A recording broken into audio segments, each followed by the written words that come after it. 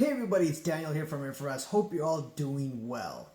So, today the stock market was selling off aggressively right at 10 a.m. Everything was fine prior to that, especially in the European session. If you're trading and looking at the futures market, S&P 500, for example, NASDAQ, and the other equity indices as well, where the markets were rallying since yesterday's Fed comments about potential rate cuts if inflation comes down or comes lower and lower in the next couple of months.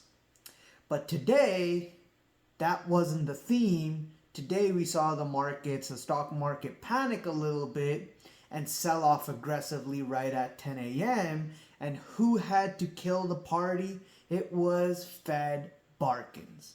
Now, Fed Barkins came out, said a couple of comments that caused the equity markets to completely reverse its gains for the day, completely sell off all day. And what did Fed Barkins say that caused the equity markets to sell off? And also a little bit of the bond market, but we're seeing here as I look right now, the bond market kind of somewhat shrugged off the selling, and you still see it quite near its highs. So let's first talk about what did Fed Barkins say, and what were the few comments that was said that caused the equity markets to sell off, and then we'll talk about what the markets are pricing still when it comes to rate cuts for next year. So first things first, Barkins says revised consumer spending data is more consistent with what I'm hearing on the ground. I'm hearing consumers slowing down, but not falling off the table. So, okay, some slowdown in consumer spending. We also heard that the online sales out there slowed down. Sorry, not slow down, but Black Friday online sales did really well, right? So we did see that. So Barkins basically saying that, hey, consumers, yeah, they're slowing down, but not that bad. Okay, so you could argue that that was somewhat on the hawkish side.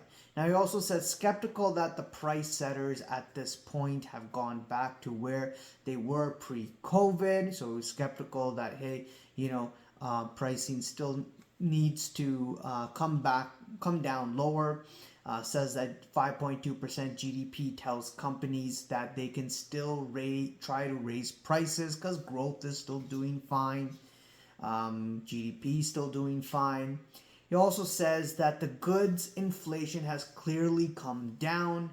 Then that is basically back to pre-COVID levels. While I think that entry rates have clearly come down, but housing inflation is still going up. A lot of services prices are still going up, driven by wages. So you could see a theme here that prices are still elevated. Again, giving a more hawkish tone there. Then he goes on to say, I'm still in the looking to be convinced category. I'm still in the looking to be convinced category that inflation is coming down. In other words, he's not convinced that inflation is coming down. He's still looking at it and saying that, we could see it stick around for some time, especially when you look at the wages component sticking around. The data still looks strong, which means that, there should be no thinking around rate cuts at all. Instead, it should be more pause or maybe even a hike. Well, what does he say next? Barkins comes out and says that not willing to take another rate hike off the table. So even though, he says that, okay, GDP is strong, growth is strong, you could see companies still hike up prices here and there, right? Consumer spending is not falling off the table. Thus, we don't need to really take a rate hike off the table. We could still do another rate hike. And that particular comment really, really brought a rude awakening in the equity markets today, where you saw NASDAQ, you saw S&P 500, Russell 2000, Dow Jones, all of the equity indices sell off aggressively Because what? We're talking about rate hikes now? But just the other day, a Fed member came out and said that, we could be thinking about rate cuts, especially as inflation continues to decline and decline and decline for a couple of months. And that caused equities and bonds to skyrocket since yesterday. I did a video on it, just check it out. I posted it yesterday. Now, he goes on to say also that want the option of doing more on rates if inflation flares again. So he doesn't want to kill the idea of rate hikes, because if inflation flares again, well, they got to do something about it. They got to hike further. Also says, I believe inflation will be stubborn than we would like. So don't think inflation is coming down. I think it's going to stick around and be stubborn. Talking about rate cuts is premature. So who's talking about rate cuts here? Forget about that. It's too premature. And we do hope the message we send go into the financial conditions in the markets. Okay, so that's a big one there. Basically saying that, hey, financial markets, stock market, wake up. I mean, you're rallying. As Nasdaq's about 5% away from all-time highs. I don't think the stock market is getting what Barkins is saying, except today, right? But the whole rally we've been seeing is that I don't think the stock market, the financial conditions, the markets, they're not understanding that inflation could still be sticky, which means that they could do more. They could hike further, especially with GDP still being strong, growth still being strong, consumer spending not that bad. Now it goes on to say that market bets on 4 rate cuts next year might be based on expectations for soft landing. I hope they're right.